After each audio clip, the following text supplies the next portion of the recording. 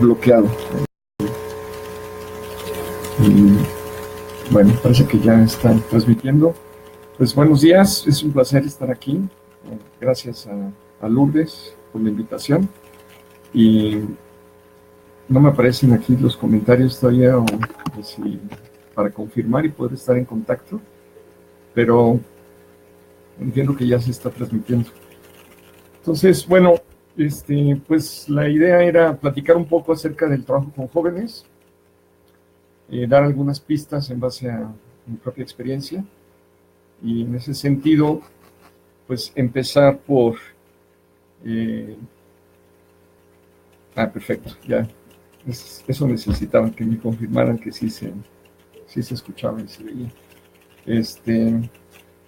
Pero bueno, entonces la idea es platicar un poco del trabajo con jóvenes, que pues yo vengo realizando desde hace ya muchos años, y yo creo que independientemente de hablar de trabajo con jóvenes, el trabajo con cualquier tipo de grupos de personas, pues implican ciertos principios básicos, sobre todo partir de una posición ética fundamental, que implica, por ejemplo, el tener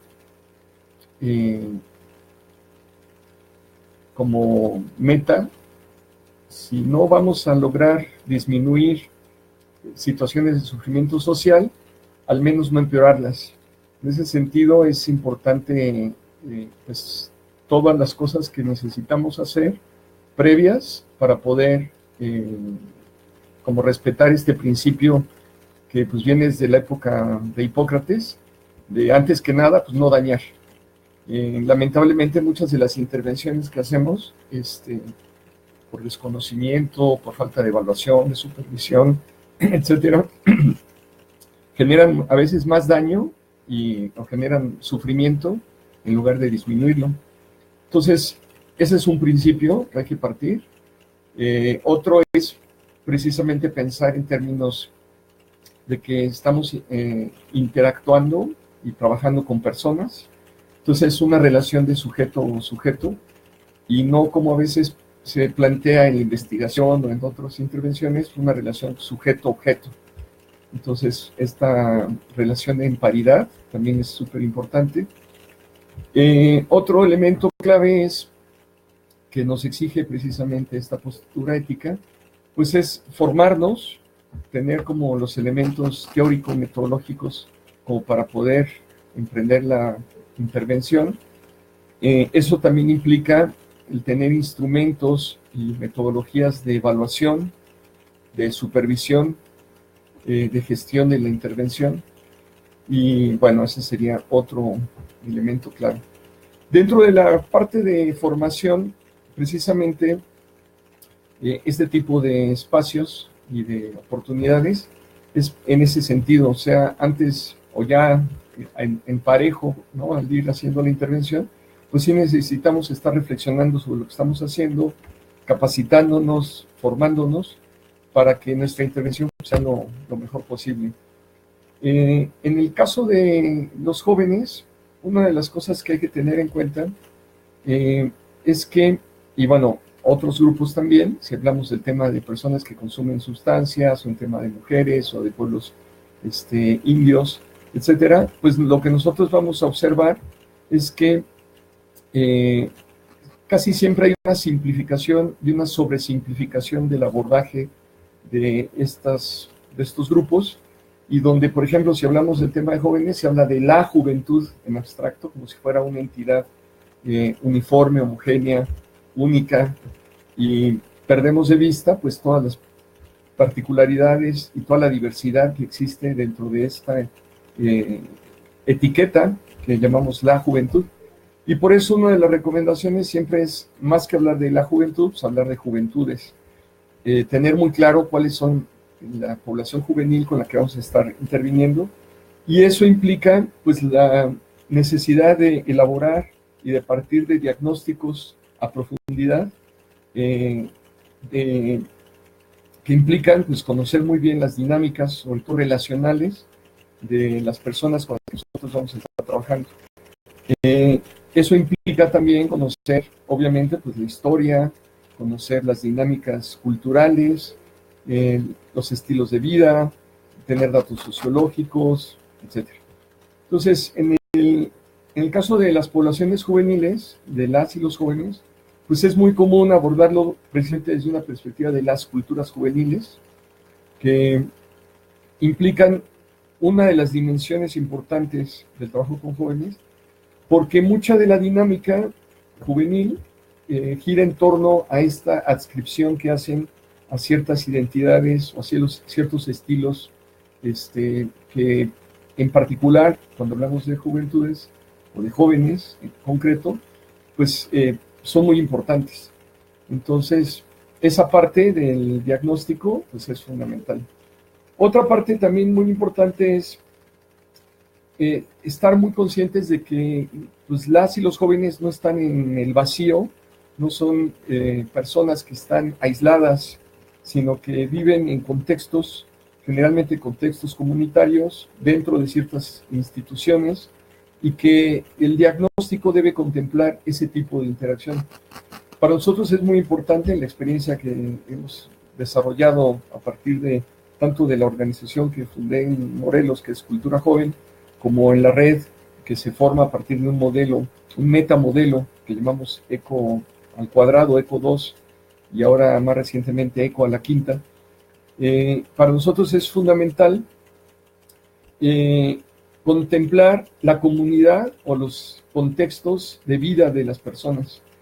Entonces, no es solo contemplar las dinámicas juveniles o al interior de los mismos grupos juveniles, o contemplar solamente las y los jóvenes y sus culturas, sino también su interacción con los adultos, con las niñas, los niños, las adultas, las personas adultas mayores.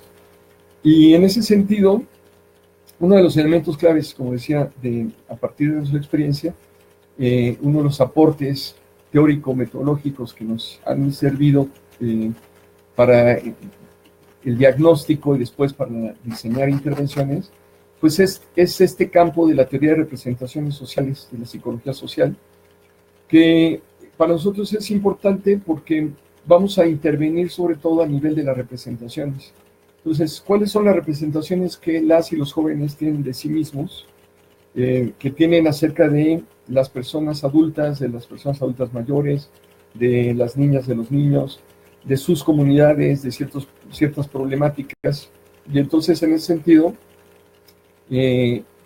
partir de este diagnóstico de cuáles son estas representaciones es muy importante.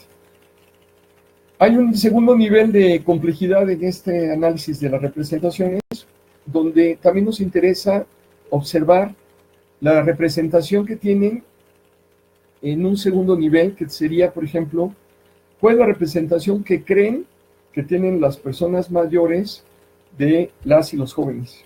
¿Cuál es la representación que creen que tienen las personas adultas de las personas jóvenes? Entonces, en ese sentido, cuando analizamos también las representaciones que tienen las personas adultas, las representaciones que tienen las personas adultas mayores, etcétera, podemos ver cuál es la distancia entre estas representaciones que tienen de sí, cuáles son las representaciones que creen que tienen los otros grupos, y eso nos permite a veces entender algunas de las dinámicas.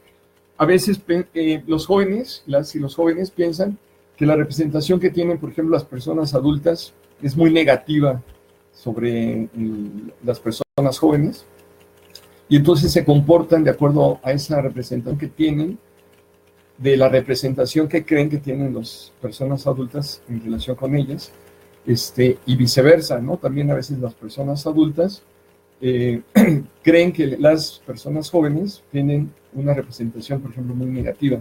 Entonces eso genera una distancia relacional, y a veces pues no corresponde con la realidad, o sea, a veces la representación no es tan negativa, y en ese sentido pues ya hay un área de oportunidad de la intervención. También es interesante ver, en el caso, por ejemplo, de las personas, distinguir de las representaciones que se tiene de las personas, distinguir por sexo, ¿no? Entonces, ¿cuál es la representación que se tiene de las jóvenes? cuál es la representación que tiene de los jóvenes.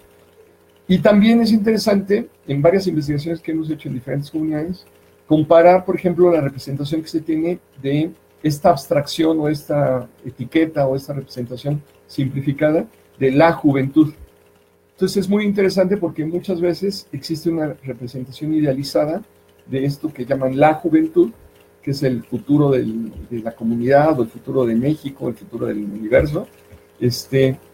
Y por otro lado, cuando hablamos de las jóvenes concretas o de los jóvenes concretos, hay una representación a veces negativa. Entonces hay una gran distancia entre la representación de este ente abstracto que es la juventud y las representaciones de las personas concretas.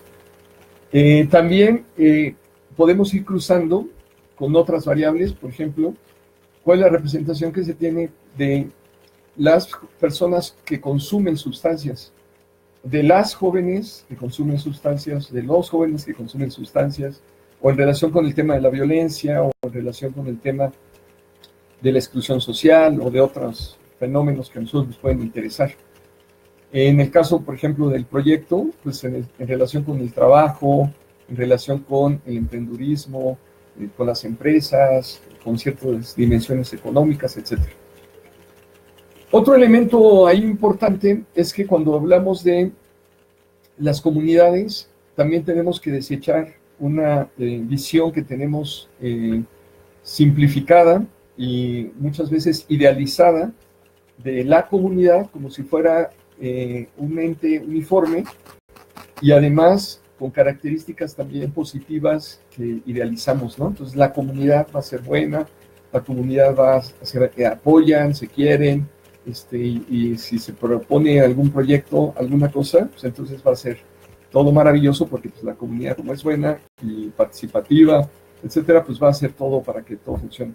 Entonces nosotros tenemos que identificar que en realidad las comunidades son sistemas complejos que tienen sus propias dinámicas de autoorganización y muchas de estas dinámicas lamentablemente producen sufrimiento, producen exclusión social. Muchas de las dinámicas comunitarias que nosotros observamos es que existe precisamente una ruptura generacional donde a las y los jóvenes muchas veces se van generando procesos de exclusión. Entonces en ese sentido tenemos como que identificar eso. Y para eso también nos sirve como parte del diagnóstico pues, el tema de identificar los liderazgos en las comunidades. A veces pensamos que hay que trabajar con los líderes comunitarios que tienen un mayor liderazgo, porque esos son los que nos van a permitir el cambio. Y en cierta forma sí, tenemos que identificarlos, trabajar con estas personas, pero no tanto porque ellas vayan a ser los factores de cambio, sino porque de hecho su rol es resistir al cambio.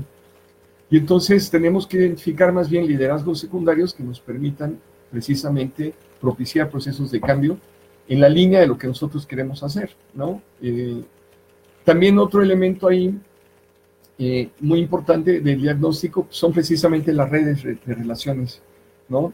Todas las relaciones personales, tanto los lazos fuertes que nosotros llamamos, que son como las relaciones primarias, con los familiares, con amigos muy cercanos, etcétera, como los lazos secundarios, que son estas relaciones como de menos peso, menos duración o con menos implicación emocional, etcétera.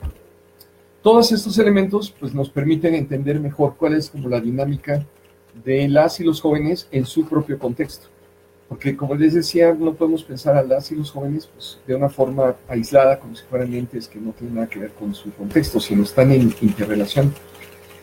Igual que a veces se idealiza a la comunidad, a veces también en una de las simplificaciones de las y los jóvenes, sobre todo de la juventud, como decía, pues hay esta visión, por un lado, idealizada de la juventud, o a veces de las y los jóvenes, también se piensa que son buenos, son ángeles, son maravillosos, y por otro lado, a veces también, en esta simplificación, se piensa que es todo lo contrario. Entonces, hay que reconocer que las y los jóvenes no son ni ángeles ni bestias salvajes, sino pues son personas que tienen sus intereses, sus conflictos, sus sueños, sus aspiraciones, sus historias, sus dinámicas, etcétera. Y en ese sentido, pues ni idealizarlos y pensar que son ángeles, ni pensar que son demonios, sino hay que tener una visión como más realista, compleja, y en ese sentido nosotros insistimos mucho de abordar cualquier intervención pues desde una perspectiva precisamente de la complejidad, y uno de los aportes de uno de los teóricos de la complejidad, que es Edgar Morin, en particular el pensamiento complejo, pues plantea precisamente la necesidad de no pensar en términos disyuntivos, ¿no? Entonces, no pensar que son ángeles o son demonios, sino el pensamiento complejo sería un pensamiento más bien conjuntivo. O sea, hay elementos positivos, hay elementos negativos, no es blanco y negro de una visión así como maniquea, sino pues hay todo un espectro, ¿no? De la escala de grises o de colores incluso, donde el pensamiento disyuntivo pues es uno de los que contribuye a esta simplificación. Una de las dinámicas o muchas de las dinámicas de organización de la comunidad gira en torno precisamente al control de las y los jóvenes, y en ese sentido también es muy común en las comunidades la producción de chivos expiatorios, y muchas veces las y los jóvenes, sobre todo los que consumen sustancias o que se autoorganizan en grupos como pandillas, que de repente pueden tener comportamientos violentos, etcétera, se vuelven los chivos expiatorios perfectos para la comunidad, y en ese sentido se les excluye. Entonces ahí es muy importante también nosotros identificar esas dinámicas de exclusión social para poder contrarrestarlas, y muchas de estas dinámicas de exclusión social, de construcción de chivos expiatorios, están sostenidas precisamente por representaciones sociales muy negativas. Entonces, parte de la intervención pues consiste en modificar esas representaciones. Proyectos como los que ustedes están acompañando, pues permiten precisamente modificar ese tipo de representaciones al considerárseles pues, personas que pueden desarrollar proyectos productivos, etcétera. Entonces, esa es una de las estrategias que puede funcionar. Parte de las preguntas también, cuando se está trabajando con jóvenes o con comunidades, es, bueno, ¿cómo entramos a la comunidad? O cómo empezamos a relacionarnos con los jóvenes, las jóvenes, con las personas de la comunidad. Pues ahí básicamente, pues hay como ideas, ¿no? Y algunas indicaciones como muy básicas. Uno es la autenticidad, o sea, no llegar y pensar que hay que disfrazarse de jóvenes, ¿no? O hablar su lenguaje o adscribirse a su cultura juvenil o a sus culturas juveniles, sino simplemente desde donde somos, quienes somos, podemos establecer un diálogo respetuoso de conocimiento, de interacción, y que a partir de esa autenticidad nosotros podemos relacionarnos sin ningún problema.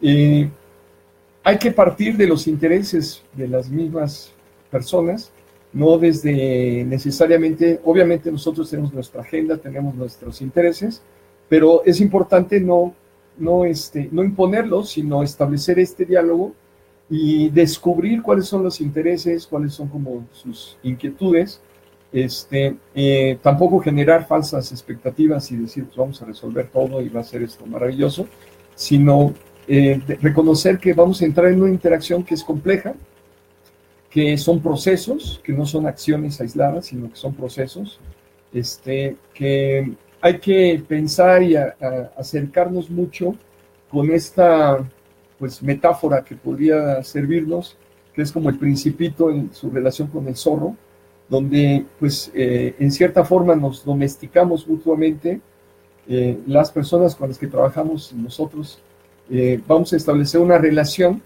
y el zorro al Principito le plantea, ¿no?, cosas que son importantes, en el sentido de que pues sí tiene que haber un compromiso, ¿no?, tiene que haber una cierta organización, puntualidad, asistencia, etcétera, como para que pueda haber esta posibilidad de establecer una relación como más duradera, y que al mismo tiempo también reconocer de que, bueno, es una relación que va a durar va a tener una cierta duración, pero tampoco es de que pues, nos vamos a casar de por vida con, entre tanto las personas con las que trabajamos y el equipo, ¿no? Que estamos ahí interviniendo, sino que a final de cuentas, pues está en función de un proyecto, de ciertos intereses, y que hay que ser muy claros, ¿no? O sea, yo creo que esa es una de las claves, que también se conecta con el primer punto, los principios que mencionaban, en relación con la cuestión ética, ¿no?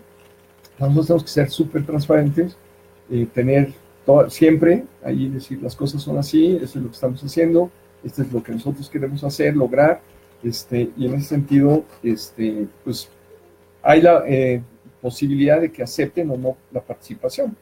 En el caso de las comunidades igual, o sea, generalmente cuando llegamos a una comunidad, pues buscamos alguno de estos liderazgos, nos relacionamos a partir de los liderazgos, siendo importante no casarnos con ese liderazgo o con esa persona que es líder, que nos permite de alguna forma la entrada, porque generalmente los liderazgos también, pensando en las comunidades, no es que haya un liderazgo que todo sea aceptado por todas las personas de la comunidad.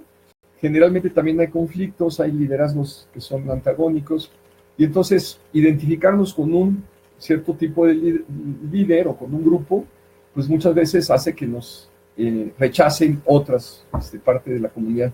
Entonces sí mantenerlos en la mayor neutralidad, relacionarnos con la mayoría de los liderazgos, sin hacer así como una alianza muy estrecha con alguno en particular, que de parte de muchos de los líderes, de las líderes, pues esa es una tentación permanente de hacer alianzas o de cooptarnos para su propio beneficio o para el beneficio del grupo con el que están. Entonces es importante como mantener distancia y más bien relacionarnos pues, lo más equilibrado y equitativamente. También en ese sentido, cuando nosotros establecemos estas relaciones, es importante tener la supervisión y tener la evaluación, porque muchas veces la dinámica comunitaria fácilmente nos come. Fácilmente nosotros reproducimos muchas de estas reglas de exclusión social o de polarización o de hacer alianzas con algunos grupos.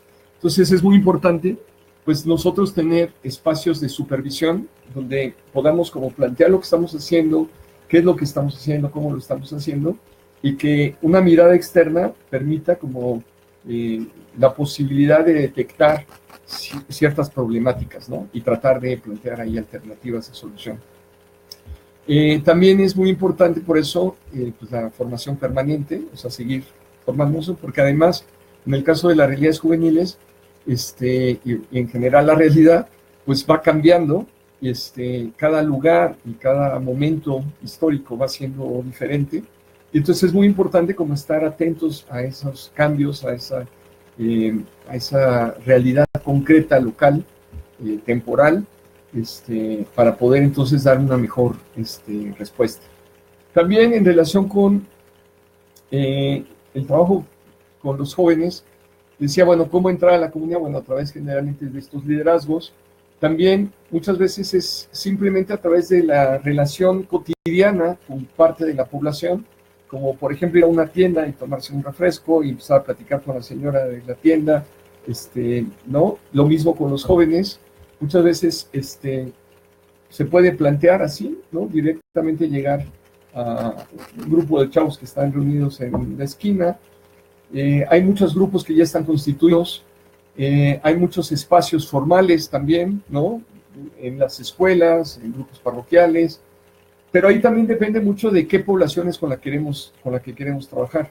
Si nosotros queremos trabajar con población, vamos a decir, cautiva, bueno, pues hay un canal, que generalmente pues, es a través de la escuela, de la parroquia, etcétera.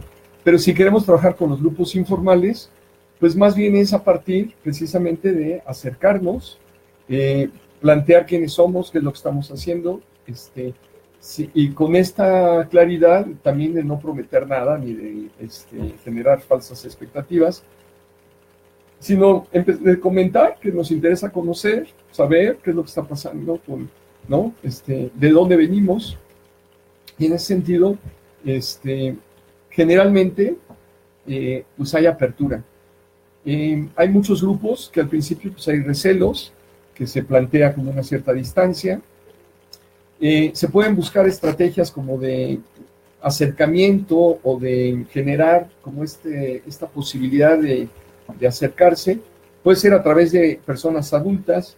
Como decía la señora de la tienda, puede ser la mamá de uno de los chavos que están ahí, nos puede decir, pues sí, me interesa, me gustaría que ustedes, ¿no?, se acercara con ellos. Entonces hay como, depende muchísimo como de cada contexto y de cada comunidad que tiene sus propias dinámicas.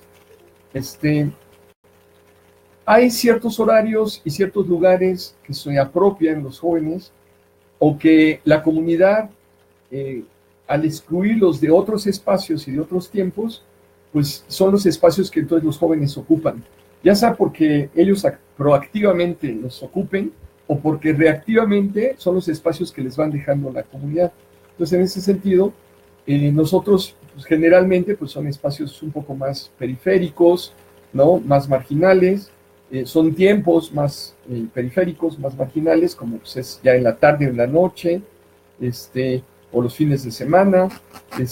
Entonces, mucho de esto pues, va a depender de este diagnóstico inicial que nosotros hagamos, que tiene que ver mucho con una observación, ¿no?, con generar diálogos informales, donde nosotros vayamos identificando como algunos elementos clave.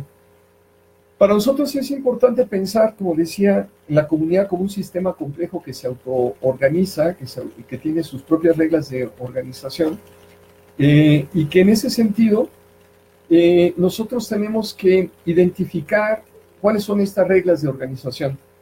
Para eso no es tan fácil, o sea, no es que nosotros llegamos y estamos ahí, observamos y ya podemos, sino que tenemos que observar ciertos campos muy específicos que nos permiten como detectar estas reglas que van apareciendo. Por ejemplo, conocer cuál es la historia de la comunidad narrada por sus propios habitantes.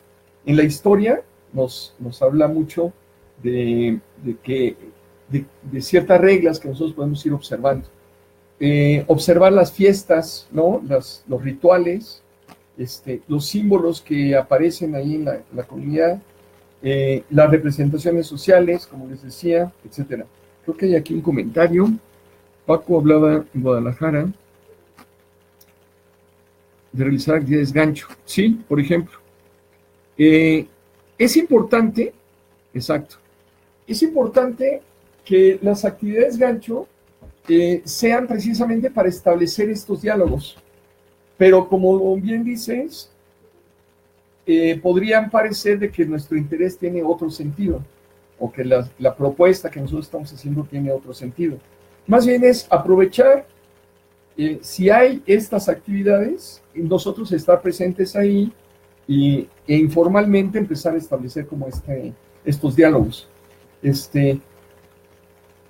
Nosotros organizarla podría tener sentido si es como para presentar el proyecto, para presentar la iniciativa, para que sea como un espacio de encuentro y de diálogo informal. Con motivo a ese sentido, se puede organizar alguna actividad. A mí me parece más práctico, porque organizar una actividad como un festival o un evento así cultural, pues ya requiere que uno ya está metido en la comunidad.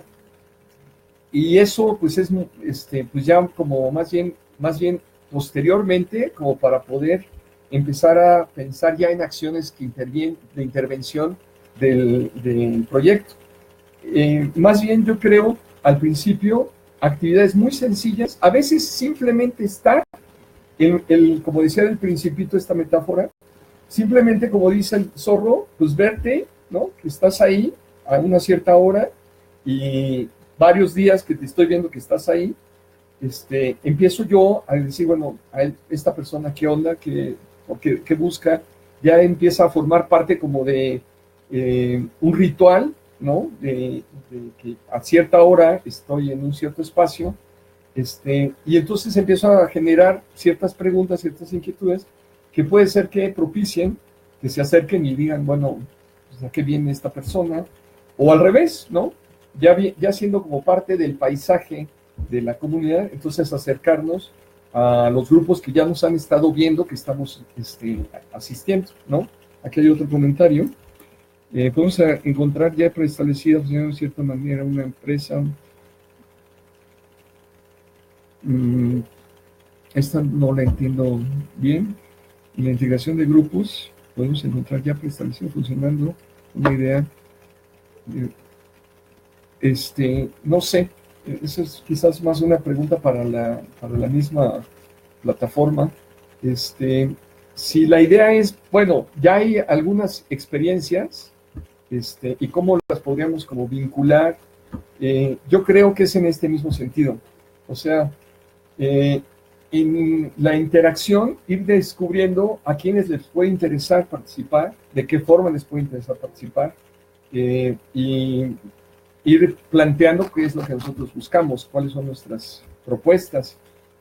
Es importante también, dentro del mismo diagnóstico y en relación con la participación, que nosotros seamos conscientes de que las personas no existe un tiempo lineal, ¿no? Y tampoco existe un espacio isotrópico, que es lo mismo esta esquina que aquella o aquella calle que esta, sino que las comunidades, nosotros tenemos una lógica como de conferir sentido al espacio y al tiempo. Entonces, en muchos de los espacios, nosotros le vamos dando, lo que decía, por ejemplo, jóvenes que se apropian de un cierto territorio, o que la comunidad los expulsa de su territorio, y entonces los jóvenes ocupan un no territorio, o un no lugar, ¿no? Que es al cual son excluidos o expulsados por la comunidad, y que entonces para ellos se vuelve su territorio y le confieren un cierto sentido. Lo mismo en el tiempo. Muchas veces es en estos tiempos, ¿no? De la noche, etcétera, o los fines de semana, donde ellos se reúnen y ellos hacen ciertas cosas. Pero eso también es válido para pensar el tiempo a lo largo de un año. Nosotros tenemos que reconocer que pues, va a haber ciertas densidades diferentes, ciertas dinámicas que van a cambiar en el tiempo a lo largo de la semana, ¿no? O sea, probablemente el jueves y el viernes tienen una densidad y una dinámica temporal muy diferente, pues del lunes en la mañana o del miércoles en la tarde. Entonces, nosotros tenemos que ir identificando esos tiempos.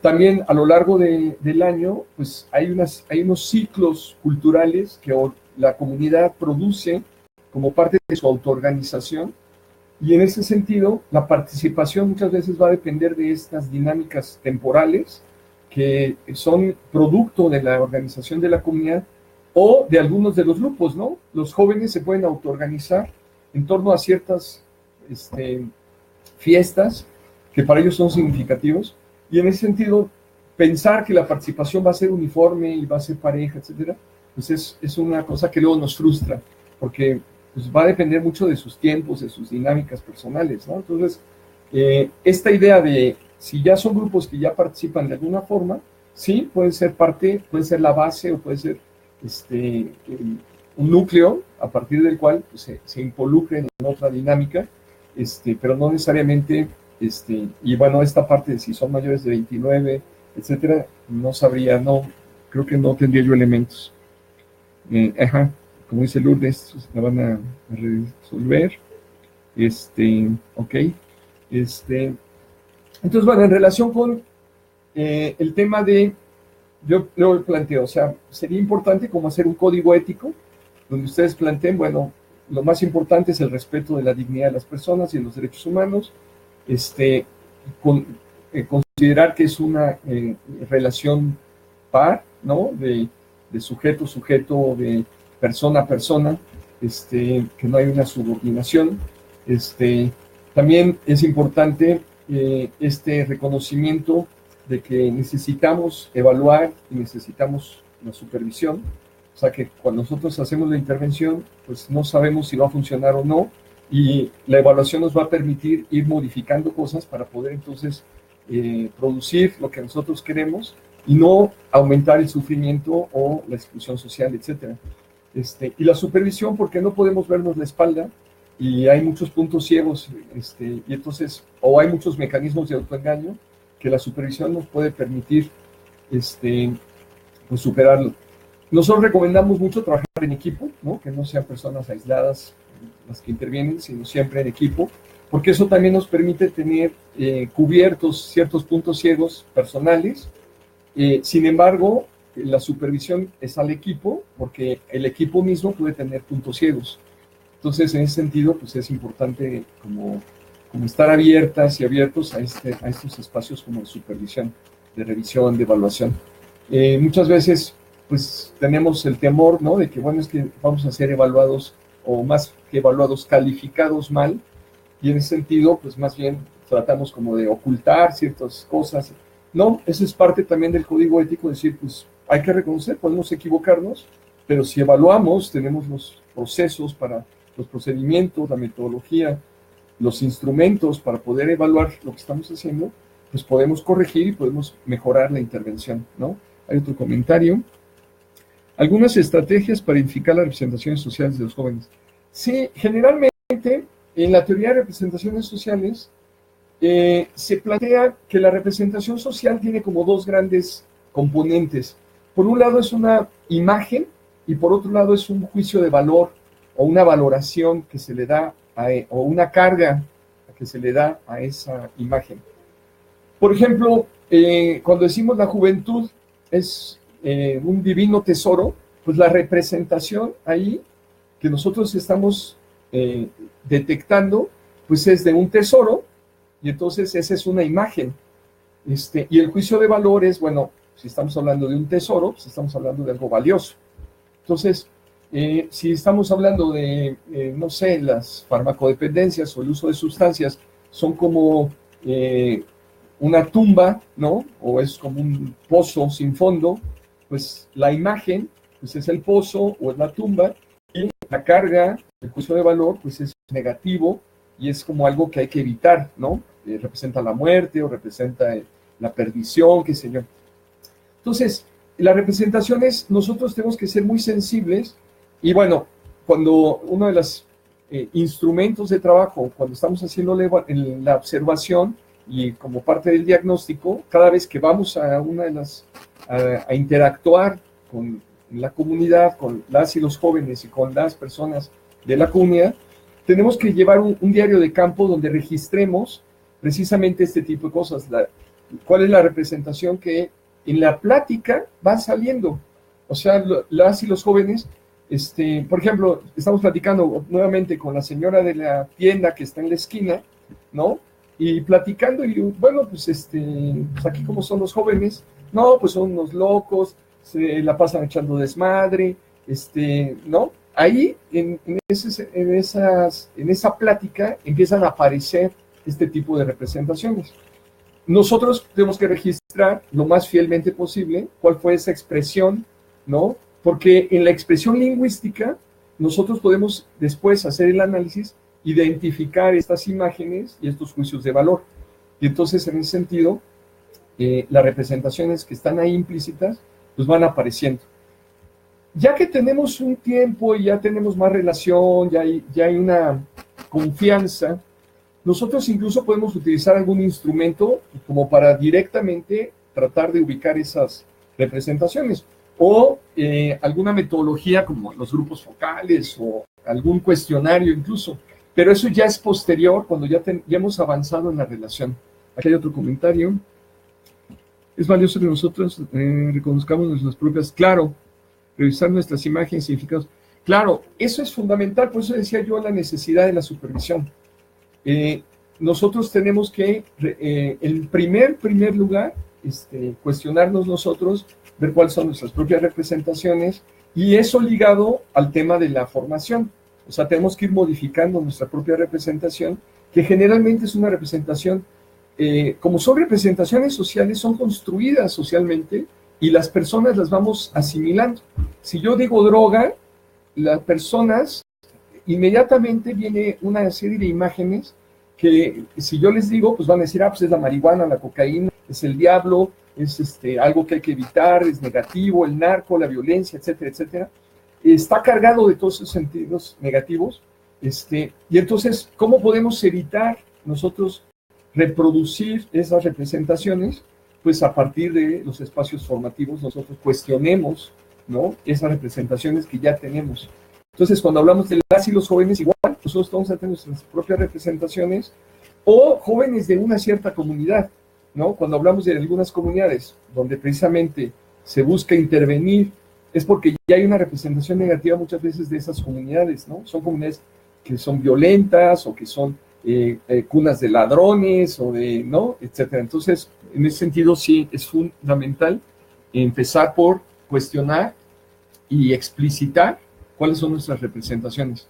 En ese sentido, también, como parte de la supervisión, explicitar cuáles son nuestros intereses, por qué estamos haciendo lo que hacemos, por qué estamos trabajando en este campo y no en otra cosa, por qué no estamos haciendo, no sé, negocios de telefonía o vendiendo ropa, qué sé yo, por qué estamos trabajando con jóvenes, por qué estamos trabajando con comunidades, por qué estamos trabajando en este contexto de sufrimiento social, por qué estamos trabajando con poblaciones que son marginadas o estigmatizadas, etcétera.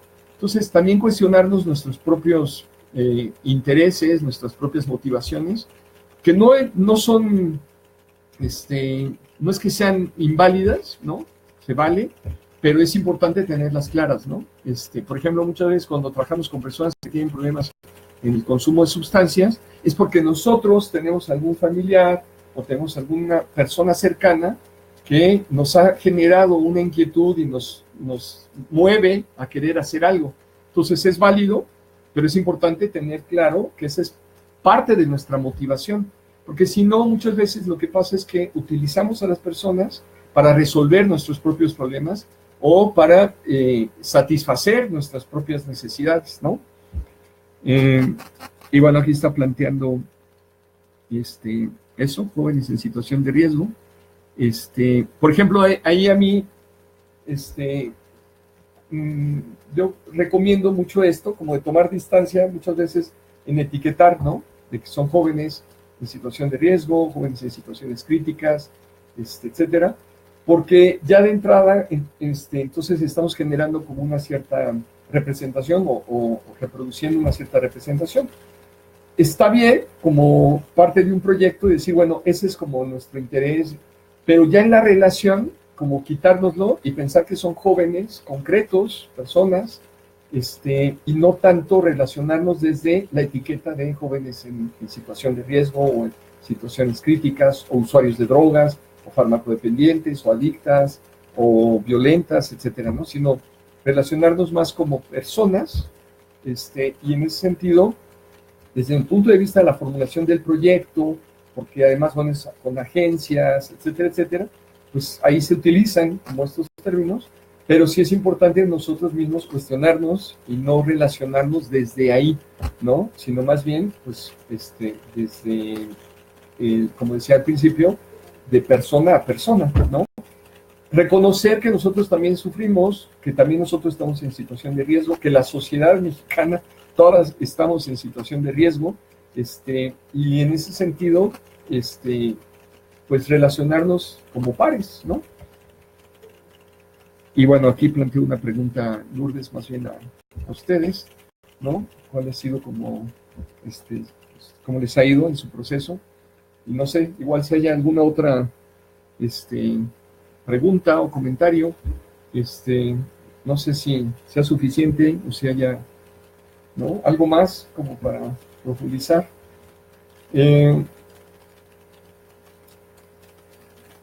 No sé, ¿hay alguna reacción? Despierten.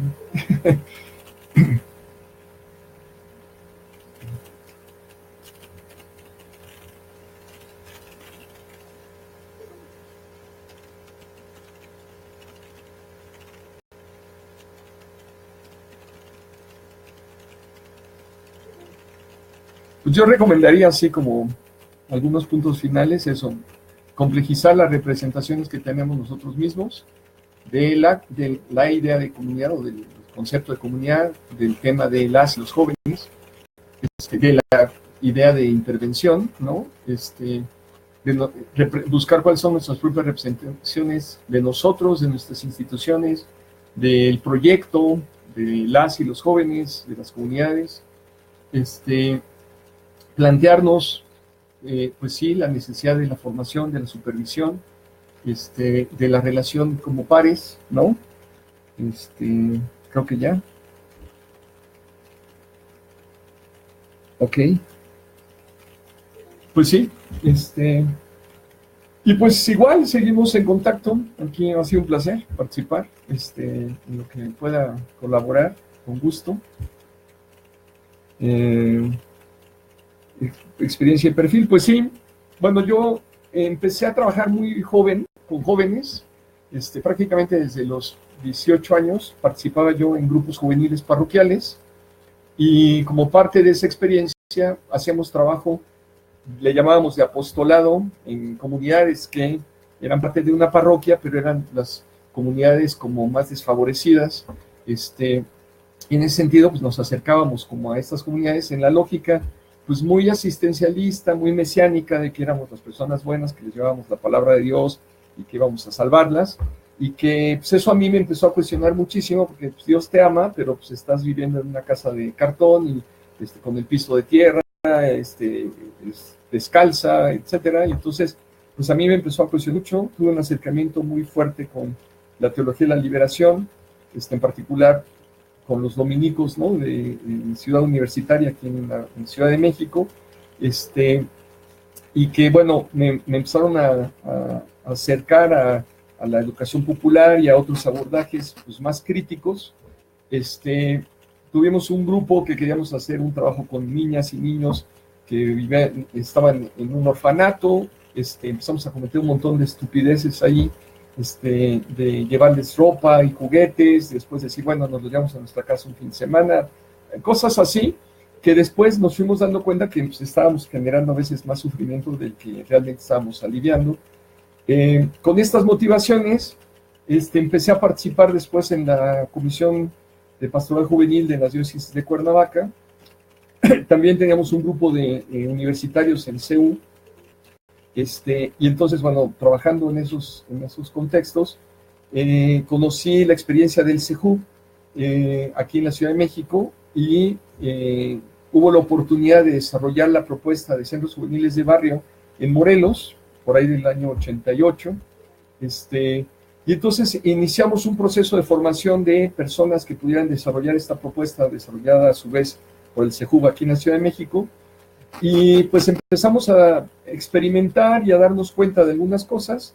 De las cosas que nos dimos cuenta era precisamente de la importancia de la cultura como uno de los elementos clave para entender las dinámicas comunitarias. Conocimos a Roberto Merlo en el 88, que fue el que nos empezó a aproximar a el concepto de la epistemología de la complejidad con Edgar Morán, al abordaje de las redes sociales, y tuvimos varios espacios formativos con él y con el Grupo Abel. Había una red que se creó, un colectivo de acción por la juventud, parecido a lo que era el colectivo de apoyo a la niñez, y fue una red, ¿no? Donde estaba Casa de Ciudad Juárez, donde estaba Sejuver en Veracruz, Cultura Joven en Morelos. Bueno, Cultura Joven surge de esta experiencia de la pastoral juvenil y después de los centros juveniles, y del grupo de universitarios. Yo era profesor en una universidad privada y en la Universidad del Estado, y entonces, bueno, generamos también un grupo de universitarios que querían hacer trabajo social y crítico, y entonces, bueno, se articuló y se constituyó Cultura Joven, y después Cultura Joven, junto con el CEJUV y con Hogar Integral, tuvimos la oportunidad de desarrollar un proyecto con la asesoría de Roberto Merlo y de Efraín Milanese, apoyado por la Unión Europea en el 95, que dio origen a un metamodelo, que en ese momento no tenía ese nombre, ni lo pensábamos así, en relación con crear un modelo de prevención, de tratamiento, de reducción de riesgos y daños, y de tratamiento en la comunidad local de jóvenes que usaban sustancias en las comunidades. A raíz de eso, bueno, se fue generando una red, que ahora es una red latinoamericana, que incluye 15 países con redes nacionales, y que ha tenido un montón de impactos interesantes. Pues ha sido la base de políticas públicas de drogas en Argentina, en Uruguay, en Brasil, en Colombia, en Chile, en Costa Rica, Aquí en México, ¿no? Gracias a esta red se ha modificado, por ejemplo, la norma oficial mexicana que ha incluido el tema de reducción de daños. Estamos muy activos en el tema de la necesidad de cambiar la política de guerra a las drogas por la regulación, ¿no? Y un abordaje de una política humana e integral del tema de las drogas. Soy desde hace muchos años el director del Centro de Formación que surge a partir de este modelo. Y pues básicamente, bueno, se han constituido varias redes, aparte de la red, esta red, ¿no? Reletran, que es una red transnacional de organizaciones y de universidades de 9 países, que trabajamos intercambiando experiencias sobre el trabajo social transnacional.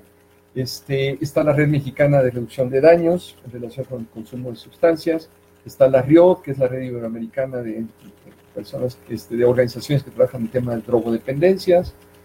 Una red internacional que está impulsando el cambio de políticas de drogas, que es el Consorcio Internacional de Política de Drogas, etcétera, ¿no? Entonces, bueno, esa es un poco mi experiencia.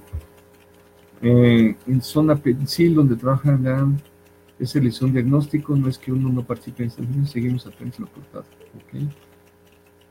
Retomo, hay una pregunta también.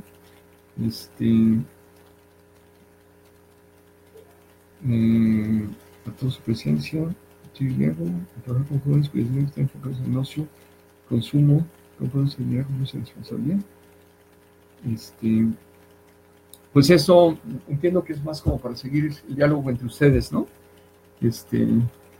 Hay uno que no vi antes, pero ya no me aparece. A ver si no. Pero bueno, entiendo que era ya más como de cierre. Pero igual, seguimos en contacto. Cualquier cosa, pues pueden buscar la página del centro, ¿no? El Centro de Formación ECO2, en Facebook, y ahí, bueno, estamos publicando todo el tiempo, sobre todo mucho, en el tema que ahorita nos parece fundamental, de modificar la política de drogas, ¿no? Que está generando muchísimo sufrimiento en México. Pero ahí subimos materiales también sobre jóvenes. Mucho del material del metamodelo se puede descargar de ahí, de la página del álbum de fotos que se llaman publicaciones relacionadas con el ECO2, y pues seguimos en contacto. No sé si hay algo más o a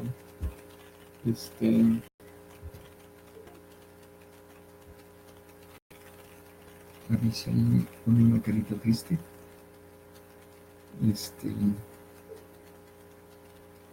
¿Será, o sea, que sí esperaba que le contestara la pregunta o...?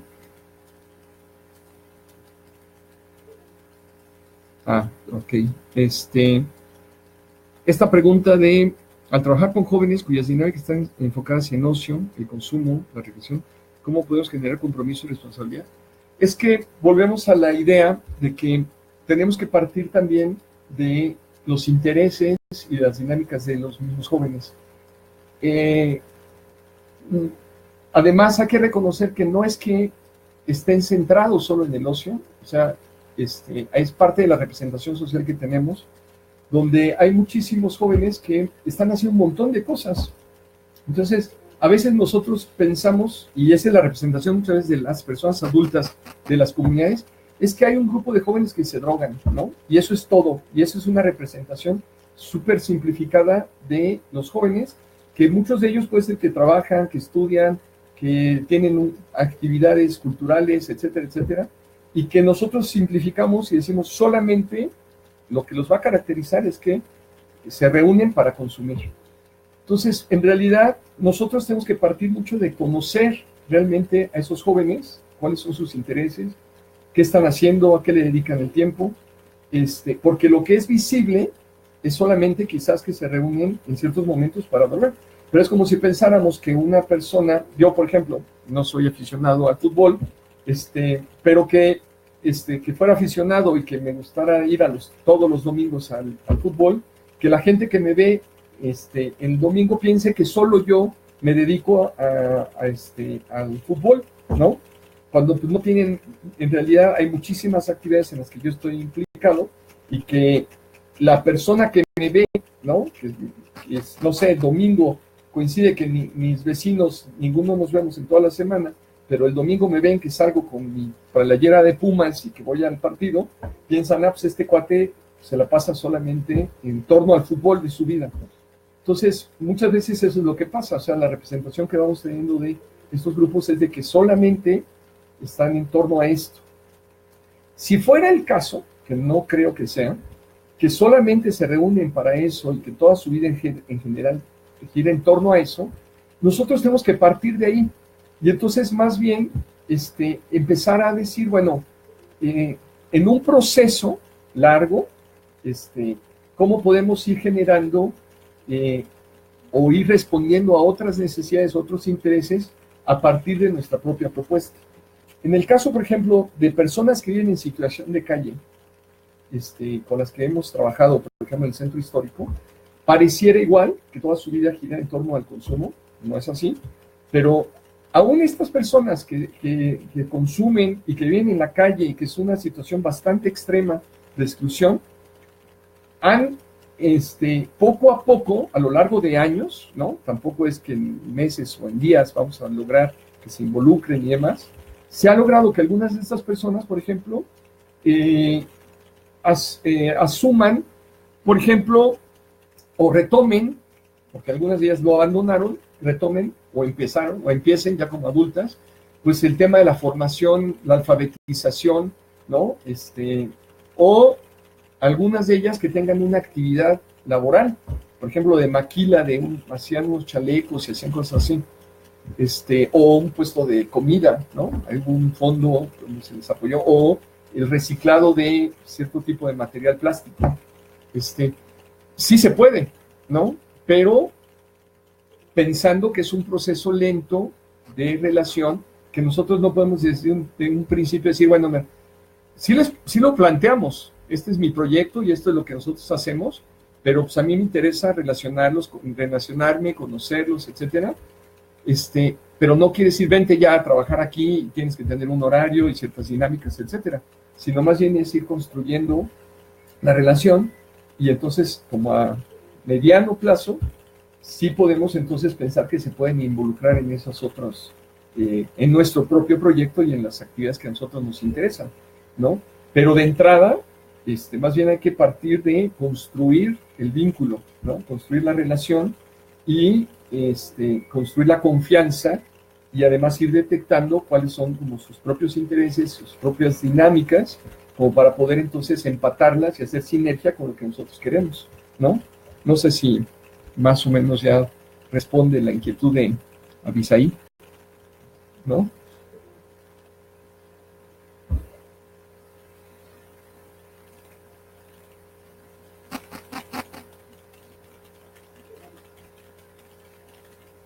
Ok, perfecto. Pues gracias a todas y a todos y pues ojalá les haya servido y con toda confianza, bueno, pues seguimos en contacto. Y pues gracias nuevamente Lourdes por la invitación y bueno, pues aquí seguimos. Voy a finalizar, ¿no? Yo entiendo que ya con eso terminaríamos la sesión.